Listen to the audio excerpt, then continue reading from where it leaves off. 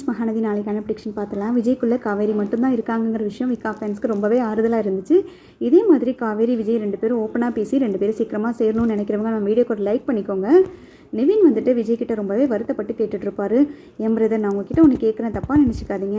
நீங்கள் வெண்ணிலாவை இந்த அளவுக்கு விழுந்து விழுந்து கவனிக்கிறத பார்த்தா எனக்கு ரொம்பவே பயமாக இருக்குது. காவேரி நீங்கள் தான் எல்லாமேன்ட்டு சொல்லிட்டு இருக்கா. உங்களை வந்துட்டு நினைக்காத நேரமே கிடையாது. ஒவ்வொரு செகண்டும் உங்களை நினச்சி ரொம்பவே வருத்தப்பட்டுட்ருக்கான். நீங்கள் வந்துட்டு இங்கே இருக்கிறதோ இல்லை வெண்ணிலாவை கவனிக்கிறதையும் நான் தப்புன்னு சொல்லலை. பட் காவேரி கிட்டே நீங்கள் கொஞ்சமாவது பேசலாம்ல, அவளுக்கு ஆறுதலாக வந்துட்டு ஒரு 2 வார்த்தை சொல்லலாம்ல அப்படின்ற மாதிரி கேட்க, என்ன பிரதர், நீங்களே என்னை தப்பாக நினச்சிட்டிங்க. நான் அந்த மாதிரி கேரக்டர் கிடையாது. நான் காவேரிக்காக தான் வந்துட்டு ஒவ்வொரு செகண்டும் ஒவ்வொன்றுமே வந்துட்டு யோசிச்சுட்ருப்பேன். இப்போ வெண்ணிலா வந்துட்டதுனால நான் காவேரியை மறந்துட்டேன்னு நினைக்கிறீங்களா? காவேரி தான் பிரதர் எனக்கு எல்லாமே. காவேரி என் லைஃப்பில் வந்ததுக்கப்புறம் தான் டோட்டலாக வந்துட்டு என் லைஃபே சேஞ்ச் ஆகிடுச்சு. ஸோ காவேரியை நான் விட்டுருவேனா? எல்லோரும் நீங்கள் தப்பாக புரிஞ்சுக்கிட்டு இருக்கீங்க. வெண்ணிலா வந்ததுக்கப்புறம் ஒருவேளை நான் காவேரி விட்டு போயிடுமோன்ற பயம் மற்றவங்களுக்கு வரலாம், ஆனால் என் காவேரிக்கு வரவே கிடையாது. அப்படி வரவும் செய்யாது. ஏன்னா அவளுக்கு என்னை பற்றி நல்லாவே தெரியும். என்னோடய அன்பை பற்றியும் என்னோடய லவ்வை பற்றியும் அவள் முழுசாக புரிஞ்சிருக்கா. அந்தளவுக்கு வந்துட்டு எங்களுக்குள்ளே புரிதல் இருக்கிறனால தான் அவள் என்கிட்ட இது வரைக்கும் ஒன்றுமே கேட்க கிடையாது வெண்ணிலாவை பற்றி. அவளே வந்துட்டு அவ்வளோ நம்பிக்கையாக வெண்ணிலாவை என் வீட்டுக்கே அழைச்சிட்டு வந்து என் கூட தனியாக அனுப்பி வச்சுட்டு அங்கே பாட்டுக்கு அமைதியாக உட்காந்துருக்கானா. எங்களோட நம்பிக்கையும் எங்களோட காதலோட நம்பிக்கையும் என்னங்கிறது நீங்களே புரிஞ்சுக்கோங்க. ஸோ நீங்கள் பயப்படவே வேண்டாம் பட்டது. அந்த மாதிரி எனக்கும் காவேரிக்கும் எந்த பிரச்சனையும் வராது. காவேரி தான் எனக்கு எல்லாமே. நீங்கள் என்ன இவ்வளோ சாதாரணமாக வந்துட்டு எங்களோட அன்பை குறைச்சி எடை போட்டுட்டீங்க. நான் என்ன அந்த மாதிரி கேரக்டரா அப்படின்ற மாதிரி கேட்க, உடனே குமரன் சொல்லுவார், சேச்சா பிரதர், அப்படிலாம் இல்லை பிரதர். என்னதான் இருந்தாலும் எனக்கு மச்சினிச்சி ஆகிறாவோ, மச்சினிச்சியாக கூட நான் அவளை இது வரைக்கும் பார்த்தது கிடையாது. நான் குழந்தையிலேருந்தே காவேரியை பார்த்துட்ருக்கேன். அவ்வளோ நல்ல பொண்ணு, அவ்வளோ நல்ல கேரக்டரு. அவள் லைஃப்பில் நிறைய பிரச்சனையை மட்டும்தான் அவள் பார்த்துருக்கா. அவங்க அப்பா இருக்கும்போதும் சரி, அவங்க அப்பா இறந்ததுக்கு அப்புறமும் சரி, அவள் கஷ்டத்தை மட்டும்தான் அனுபவிச்சிருக்கா. அவங்க வீட்டில் வந்துட்டு மற்றவங்க எல்லாருமே சந்தோஷமாக இருந்தால் கூட அவள் என்றைக்குமே வந்துட்டு சந்தோஷமாக இருந்தது கிடையாது. நிறைய தியாகங்களையும் நிறைய வந்துட்டு கெடுதலையும் வந்துட்டு அவள் நிறைய பார்த்து பார்த்து வளர்ந்துருக்கா. மற்றவங்களோட துரோகங்களையும் மற்றவங்களோட கெடுதலையும் வந்துட்டு சகிச்சு தான் இந்தளவுக்கு வந்துட்டு காவேரி வந்துட்டு ஒரு மெச்சூர்டாக இருக்காங்கிறது எனக்கு நல்லாவே தெரியும். அப்படி இருக்க ஒருத்திக்கு நான் வந்துட்டு துரோகம் நினைப்பேனா? நான் அவளை வந்துட்டு எக்காரணத்தை கொண்டு விட்டுறவே கூடாது, விட்டு கொடுத்துடவே கூடாது. அவள் வாழ்க்கை மேலே இருக்க ஒரு பயத்தினாலையும் அவள் வாழ்க்கை மேலே இருக்க ஒரு அக்கறையினாலையும் தான் கேட்குறேன். ஒருவேளை நீங்கள் வெண்ணிலாவை இந்த அளவுக்கு கவனிச்சுக்கிறது அவளுக்கு சங்கட்டமாயிடக்கூடாதுல்ல. அவள் சின்ன பொண்ணு பிரதர், அதனால தான் நான் கேட்குறேன். தப்பாக நினச்சிக்காதீங்க. நிவின்குமே வந்துட்டு காவேரியை பற்றி நல்லாவே தெரியும். என்ன தான் வந்துட்டு காவேரிக்கும் நிவின்க்கும் இவ்வளோ பெரிய பிரச்சனை நடந்து நீங்கள் வந்துட்டு இப்போ காவேரியை கல்யாணம் பண்ணியிருந்தாலும் காவேரி மேலே இவனுக்கு இன்னமும் அக்கறை இருக்குது. ஸோ அவளுக்காக இந்த அளவுக்கு அவன் ரிஸ்க் எடுத்து யோசிக்கிறானா, இங்கே வந்திருக்கானா, நீங்களே காவேரியோட கேரக்டர் புரிஞ்சுக்கோங்க அப்படின்ற மாதிரி குமரன் ரொம்ப ஃபீல் பண்ணி சொல்லுவார். பிரதர், நீங்கள் காவேரியை வந்துட்டு இந்த அளவுக்கு வந்துட்டு என்கிட்ட வந்துட்டு டிஸ்கிரைப் பண்ணி சொல்லணுங்கிறது கிடையாது. உங்கள் எல்லாரை விட வந்துட்டு காவேரி எனக்கு நல்லாவே தெரியும். நான் நல்லாவே காவேரியை வந்துட்டு புரிஞ்சுக்கிட்டேன். இந்த 1 வருஷம் இல்லை, எனக்கு ஒரே மாதத்துலேயே வந்துட்டு காவேரியோட கேரக்டர் புரிய ஆரம்பிச்சிருச்சு. காவேரி தான் எனக்கு எல்லாமேன்ற அளவுக்கு நான் டிசைட் பண்ண ஆரம்பிச்சிட்டேன். காவேரி மாதிரி ஒரு பியோர் ஹார்ட்டை, ஒரு பியோர் எமோஷனும் ஒரு பியோர் ஃபீலிங்ஸ் இருக்க ஹார்ட்டை வந்துட்டு யாருனாலையும் வந்துட்டு பார்க்கவே முடியாது. அதனால தான் நான் அவளை இந்த அளவுக்கு வந்துட்டு லவ் பண்ணுறேன். ஒவ்வொரு செகண்டும் வந்துட்டு அவளை நினச்சிக்கிட்டு இருக்கேன். அவளை எக்காரணத்தை கொண்டு விட்டுறவே மாட்டேன் பிரதர். அவள் என்னோடய பொக்கிஷம். அவள் வந்துட்டு எனக்காக கடவுளால் அனுப்பப்பட்ட ஒரு தேவதனே சொல்லலாம். அவள் இல்லாமல் என்னால் இருக்கவே முடியாது பிரதர். வெண்ணிலாவை நான் லவ் பண்ணது உண்மைதான். பாஸ்ட் லைஃப்பில் எல்லாருக்கும் லவ் ஸ்டோரி இருக்க தான் செய்யும்.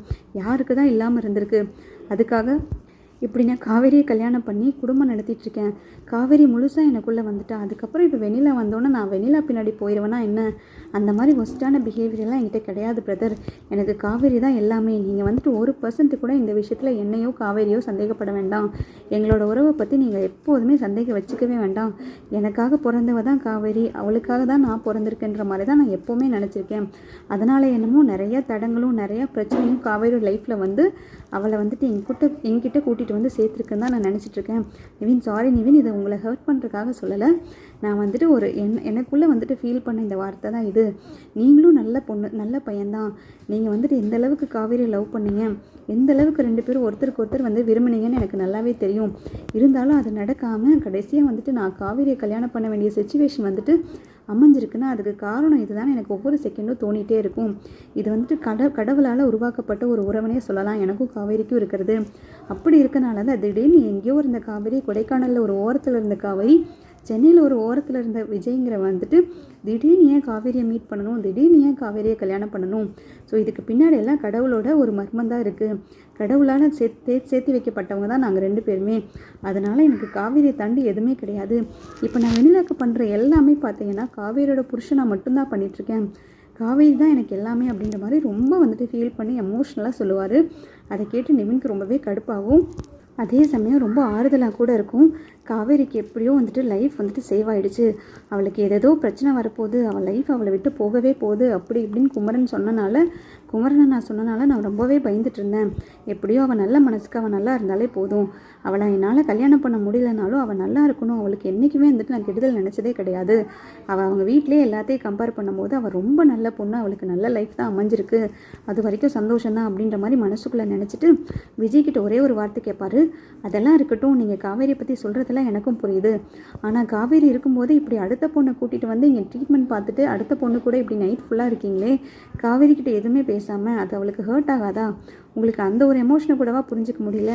காவேரிக்கும் உங்களுக்கும் என்ன தான் 1008 அண்டர்ஸ்டாண்டிங் இருந்தாலும் ஒரு பொண்ணோட சிச்சுவேஷன் வந்துட்டு நீங்கள் யோசிச்சு பார்த்தீங்களா அப்படின்னு கேட்டோன்னா விஜய்க்கு ஒரு மாதிரி ஸ்டன் ஆயிடுவார். இந்த வார்த்தை அவர் கேட்டோன்னு வந்துட்டு அவருக்கு ஒரு மாதிரி ஆகிடும். இவர் சொல்கிற அளவுக்கு நம்ம நடந்துக்கிட்டோமே அப்படின்ற மாதிரி நினச்சி ரொம்பவே வருத்தப்படுவார்.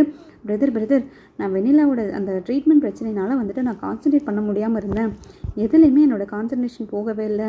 ஏன்னா வந்துட்டு வெண்ணிலா இப்படி ஒரு சிச்சுவேஷனுக்கு வந்ததுக்கு, இப்படி ஒரு நிலைமைக்கு வந்ததுக்கு காரணம் நான் தான் ஒவ்வொரு நாளும் நினச்சி எனக்கு சரியாக தூக்கம் கூட வரல. அந்த ஒரு சிச்சுவேஷனால தான் நான் காவேரியை மேபி அவாய்ட் பண்ணியிருப்பேன். அதுவும் காவேரி நான் இன்டென்ஷனலாக அவாய்ட் பண்ணதே கிடையாது. அவளை வந்துட்டு அவாய்ட் பண்ண வேண்டிய சிச்சுவேஷன் வந்துட்டு எனக்கு அமைஞ்சிருச்சு.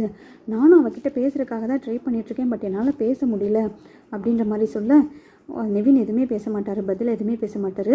உடனே குமரன் சொல்வார், நிவின் நீ சும்மா இருடா, ஏன்டா அவர் ஏதாவது சொல்லிகிட்ருக்கேன், அவர் தான் சொல்கிறாருல காவேரி வந்துட்டு எல்லாமேன்ற மாதிரி, காவேரி தான் அவர் நினச்சிட்ருக்காரு, காவேரி வந்துட்டு என்றைக்குமே கைவிட்டுருக்க மாட்டார் அப்படின்ற மாதிரி குமரனும் மெதுவாக வந்துட்டு நிவின் கிட்ட சொல்லுவார். உடனே வந்து விஜய் சொல்லுவார், என்ன நிவின் உங்களுக்கு எல்லாம் இப்போ செட்டில் ஆகிடுச்சா, எல்லாம் ஓகேன்னு நினைக்கிறேன், இப்போ நீங்கள் ஹாப்பி தானே, சந்தோஷமாக இருக்கீங்களா, யமுனா கூட ஹாப்பியாக லீட் பண்ண ஆரம்பிச்சிட்டிங்களா லைஃப் அப்படின்ற மாதிரி கேட்க, எங்கே என் பிரச்சனை தான் வந்துட்டு தலைக்கு மேலே போயிட்டுருக்கு, நான் அப்போவும் வந்துட்டு வேண்டாம் நான் விலகி போக எனக்கு பிடிக்காத கல்யாணத்தை எல்லோரும் சேர்ந்து பண்ணி வச்சிங்கல்ல, நான் எப்படி சந்தோஷமாக இருக்க முடியும், அதுவும் நீங்கள் என்ன யமுனாவை காவேரி மாதிரி நினச்சிங்களா அப்படின்ற மாதிரி மனசுக்குள்ளே நினச்சிட்டு, பட் யமுனாவை விட்டு கொடுக்கக்கூடாதுங்கிறதுக்காக அவர் எதுவுமே யமுனாவை பற்றி சொல்ல மாட்டார். பட் மனசுக்குள்ளே நினைப்பார், 1000 தான் இருந்தாலும் காவேரியோட கால் தூசிக்கு யமுனா வருவாளா, யமுனாவுக்கு வந்துட்டு எப்போவுமே தான் வாழ்க்கையை பற்றி தான் நினப்பு, தான் வாழ்க்கை வந்துட்டு நல்லா இருக்கணும், நான் நல்லா இருக்கணுன்ற மாதிரி தான் சுயநலமாக யோசிப்பான். ஆனால் வந்துட்டு காவேரி அப்படி கிடையாது, என்னோடய வாழ்க்கை போனாலும் பரவாயில்ல, மற்றவங்க நல்லா இருக்கணும், தங்கச்சிங்க நல்லா இருக்கணும், ஏன் அடுத்த பொண்ணுக்காக கூட இப்போ அவளோட லைஃப்பை, அவளோட மேரேஜ் லைஃபே வந்துட்டு அவரை சாக்ரிஃபைஸ் பண்ணுற அளவுக்கு அவள் போயிருக்கான். காவேரிக்கும் யமுனாவுக்கும் ஏணி வச்சா கூட எட்டாது, இருந்தாலும் என் தலையெழுத்து நான் அவள் கூட வந்துட்டு சேர்ந்து வாழணுங்கிறது நான் என்ன பாவமோ பண்ண தெரியல. விஜய் சொல்கிற மாதிரி அவர் ஏதோ புண்ணியம் பண்ணியிருக்காரு, காவேரியை கொண்டு வந்து இங்கே சேர்த்திட்டாங்க விஜய்கிட்ட, நான் என்ன பாவம் பண்ணேன்னு தெரியல, யமுனா வந்துட்டு என் தலையில் கட்டிட்டாங்க அப்படின்ற மாதிரி மனசுக்குள்ளே நினச்சிட்டு ஒரு மாதிரி எகத்தாளமாக சிரிப்பார். நீ பண்ணுறதெல்லாம் பண்ணிவிட்டு இப்போ நல்லா இருக்கியான்னு வேறு நல்லா விசாரிக்கிறியா அப்படின்ற மாதிரி ஒரு லுக்கு மட்டும் விஜய் பார்த்து விடுவார். விஜய் அதிலேயே புரிஞ்சுக்குவார், இன்னும் வந்துட்டு நிவின் செட்டில் ஆகுற, நிவின்க்கு இன்னும் அங்கே பிரச்சனை தான் போயிட்டுருக்குங்கிற மாதிரி. சரி அதை பற்றி பேச வேண்டாம், டைவர்ட் பண்ணிடலாம் அப்படின்ற மாதிரி. நீங்கள் வந்ததுக்கு ரொம்ப தேங்க்ஸ் பிரதர், நீங்கள் வருவீங்கன்னு நினைக்கவே இல்லை நிவின், ரொம்ப தேங்க்ஸ், 1000 தான் இருந்தாலும் எல்லா பிரச்சனையும் மறந்துட்டு எனக்காக ஓடி வந்திருக்கீங்க, எனக்காக சப்போர்ட் பண்ணணும், எனக்காக நிற்கணும்னு சொல்லி வந்திருக்கீங்கல்ல, இந்த விஷயத்தை என்னால் மறக்கவே முடியாது, தேங்க்யூ ஸோ மச் அப்படின்ற மாதிரி சொல்லுவார். உடனே குமரன்னு சொல்லுவார், பரவாயில்ல பிரதர், உங்களுக்காக நான் வரமாட்டேனா, நாங்கள் 2 பேர் இருக்கோம், நம்ம 3 பேர் என்ன சாதாரண ரிலேஷன்ஷிப்பா, நம்ம 3 பேர் ஒரு பிரதர்ஸ் மாதிரி தான், எப்போவுமே வந்துட்டு நம்ம ஒற்றுமையாக இருக்கணுங்கிறது தான் என் ஆசை, அதனால தான் நான் நிவினை வந்துட்டு கூட்டிகிட்டு வந்தேன், அவன்கிட்ட கேட்காம கூட நான் வந்துட்டு இங்கே அழைச்சிட்டு வந்துட்டேன் அப்படின்ற மாதிரி சொல்ல உடனே சிரிப்பார் விஜயும். ஒரு பக்கம் காவேரி வந்துட்டு விஜயோட எமோஷன்ஸு, விஜயோட லவ்வை பற்றி கங்காட்ட வந்துட்டு பயங்கரமாக புலம்பிக்கிட்டு இருப்பாங்க. விஜய் தான் எனக்கு எல்லாமே, விஜய் எனக்குள்ளே எப்படி வந்தார்னே தெரியாது, பட் விஜய் கிட்ட வந்துட்டு நான் சரண்டர் ஆகிட்டேன், அவர்கிட்ட வந்துட்டு ஒரு அடிக்ட் ஆகிட்டேன் நான், விஜய் இல்லாமல் என்னால் ஒரு செகண்ட் கூட ஒரு நாள் கூட வாழ முடியாது அப்படின்ற சிச்சுவேஷனுக்கு வந்துட்டு என்ன தள்ளிட்டா இருக்கா. அவர் வந்துட்டு சும்மாலாம் அதை பண்ண கிடையாது, அவர் என் மேலே காட்டின அன்பும் பாசமும் தான் வந்துட்டு என்னை அந்த அளவுக்கு மாற்றிருக்கு. என்னை ஒவ்வொரு செகண்டும் அவர் விழுந்து விழுந்து எப்படி கவனிச்சுக்கிட்டாரு தெரியுமாக்கா. என்னை ஒரு பெரிய விஐபி லெவலில் வந்துட்டு வச்சு ட்ரீட் பண்ணார். என்னை இது வரைக்கும் யாருமே அந்த மாதிரி ட்ரீட் பண்ணது கிடையாது. எனக்கு இவ்வளோ தான் அன்பு கொடுக்கணும்னு கிடையாது. உலகத்தை விட வந்துட்டு பெரிய அளவில், கடலை விட பெரிய அளவு என்கிட்ட அன்பு கொடுத்துருக்காரு. அதனால் நான் என்றைக்குமே அவரை விட்டு கொடுத்துட மாட்டேக்கா. அவரை என்றைக்குமே விட்டு பிரிஞ்சிடவும் மாட்டேன் அப்படின்ற மாதிரி சொல்ல, உடனே கங்கா நினைப்பாங்க, இவள் இந்த அளவுக்கு லவ் பண்ணிகிட்ருக்காள, நீ இவ்வளோ உயிருக்கு உயிராக வந்துட்டு மனசார நீ இவ்வளோ காதலையும் இவ்வளோ அன்பையும் விஜய் மேலே வச்சிருக்கேல்ல, கண்டிப்பாக கடவுள் உங்களை சேர்த்து தாண்டி வைப்பார். நான் சத்தியமாக சொல்கிறேன் பாரு, வெண்ணிலா வந்தாலும் சரி, யார் வந்தாலும் சரி, உங்கள் 2 பேர்த்தையும் யாராலையும் பிரிக்க முடியாது. நீங்கள் 2 பேரும் சேர்ந்து ரொம்ப வருஷத்துக்கு 100 வருஷத்துக்கு சந்தோஷமாக வாழுவீங்க அப்படின்னு சொல்லிட்டு மனசுக்குள்ளே நினைப்பாங்க. இவர் சொன்ன கதையெல்லாம் வச்சு பார்த்தா இவர்களுக்கும் விஜய்க்கும் வந்துட்டு முன்னாடி கான்டாக்டே கிடையாது. முன்னாடி 2 பேருமே வந்துட்டு பேசிக்கவும் இல்லை, லவ் பண்ணவும் இல்லை. மேரேஜ்க்கு அப்புறமும் வந்துட்டு இவங்களுக்கு செட் ஆகாமல் தான் இருந்திருக்கு. பட் என்ன காரணத்துக்காக காவேரி வந்துட்டு விஜயை கல்யாணம் பண்ணியிருக்கா, அதுவும் திடீர்னு கல்யாணம் பண்ணியிருக்கான்னா இதுக்கு பின்னாடி ஏதோ காரணம் இருக்குது. காவேரி ஏதோ என்கிட்ட மறைக்கிற மாதிரி தோணுது. அவள் திடீர்னு நான் அந்த வார்த்தையை கேட்டதும் ஏதோ மழுப்பி பேசின மாதிரி இருந்துச்சு. 2 பேர்த்துக்கும் லவ் ஃபெயிலியர், அதனால தான் நாங்கள் 2 பேரும் வந்துட்டு சேர்ந்துருக்கோம் அப்படின்ற மாதிரி இவள் சொன்னது வந்துட்டு எனக்கு சரியாக படவே இல்லை. காவேரி வந்துட்டு திடீர்னு விஜயை கல்யாணம் பண்ணுறான்னா அதுக்கு பின்னாடி ஏதோ ரீசன் இருக்குது. காவேரி எதையுமே எடுத்தும் கவுத்தோன்னு பண்ண மாட்டா. அதுவும் போக இந்த மாதிரி தான் குடும்பத்தையே விட்டுட்டு அவள் போய் கல்யாணம் பண்ணுறான்னா ஏதோ ஒன்று காரணம் இருக்கும். அது என்னங்கிறது நம்ம சீக்கிரமாக கண்டுபிடிக்கணும் அப்படின்ற மாதிரி கங்கா மனசுக்குள்ளே நினைக்கிறாங்க. அதுக்கிடையில் பார்த்தீங்கன்னா குமரனும் அதே மாதிரி தான் ஃபீல் பண்ணிகிட்ருப்பாரு. விஜய் போய் ரெஸ்ட் எடுக்கிறதா சொல்லிட்டு ஹாஸ்பிட்டலில் ஒரு ரூமுக்கு போயிடுவார். அந்த டைமில் பார்த்தீங்கன்னா குமரன் வந்துட்டு நிவின் கிட்டே கேட்பார், ஏண்டா நிவின், விஜய்க்கு சொன்ன கதையெல்லாம் வச்சு பார்த்தா இவங்க 2 பேர்த்துக்கும் முன்னாடி இருந்து கான்டாக்டே இல்லாத மாதிரி இருக்குல்ல. 2 பேரும் முன்னாடி இருந்து பேசிக்கிட்டது கூட கிடையாது, எந்த ஒரு கான்டாக்டுமே இல்லை. ஏன்னா அஃப்கோர்ஸ் வந்துட்டு அந்த டைமில் கொடைக்கானலேருந்து இங்கே வந்த டைமில் காவேரி உன்னை தான் அதிகமாக நினச்சிட்டு இருந்தா. உனக்கு நிச்சயதார்த்தம் ஆனதையும் ராகினி கூட கல்யாணம் நடக்கிறதையும் வந்துட்டு நினச்சி ரொம்பவே வருத்தப்பட்டுட்டு இருந்தா. ஸோ எடுத்தடுப்பில் வந்துட்டு விஜய் அவள் லவ் பண்ணுறக்கோ விஜய் மேலே வந்துட்டு இம்ப்ரெஸ் ஆகிறக்குள்ள வாய்ப்பே கிடையாது. இவங்களுக்குள்ளே ஏதோ நடந்திருக்குடா. திடீர்னு காவேரி இவரை கல்யாணம் பண்ணுறாருனா ஏதோ ஒரு காரணம் இருக்க தான் செய்யுது. அது என்னங்கிறது தான் தெரியல. இவர் அதை மட்டும் சொல்ல மாட்டேங்கிறாரு. கல்யாணத்துக்கு அப்புறம் தான் 2 பேரும் லவ் பண்ணோம், கல்யாணத்துக்கு அப்புறம் தான் 2 பேர்த்துக்கும் ஒருத்தருக்கு ஒருத்தர் பிடிச்சிதுங்கிறாரே. ஆனால் வந்துட்டு கல்யாணம் ஏன் பண்ணாங்க, எப்படி பண்ணாங்க, திடீர் கல்யாணம் எதனால் நடந்துச்சுங்கிறத வந்துட்டு இவர் மறைக்கிறாரோன்னு தோணுது.